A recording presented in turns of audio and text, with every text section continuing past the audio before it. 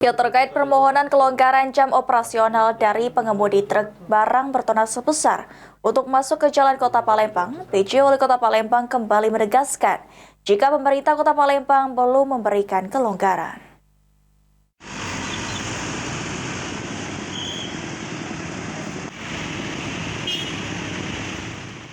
Terkait permohonan kelonggaran jam operasional dari pengemudi truk barang bertona sebesar untuk masuk ke Jalan Kota Palembang, PJ Wali Kota Palembang Uco Abdul Rauf Damenta kembali menegaskan jika pemerintah Kota Palembang belum memberikan kelonggaran.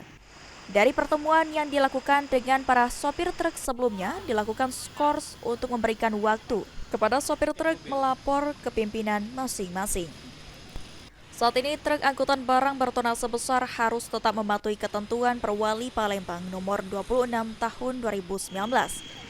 Di mana truk barang bertona sebesar hanya boleh masuk ke Jalan Kota Palembang pada pukul 21 waktu Indonesia Barat hingga pukul 6 waktu Indonesia Barat.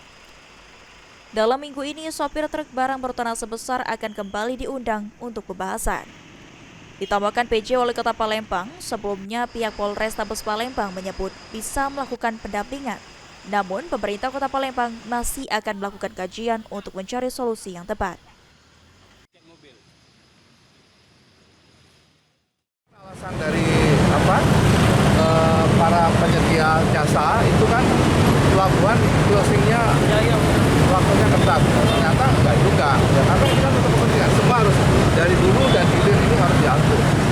Kalau ada permasalahan di tengah-tengah ini ya berarti untuk hilir ini harus mencari solusi yang padat. Jadi belum ada kelonggaran dari kita, Pak? Ada kelonggaran ada ya, 21 jam 06. Nah, 06 ya.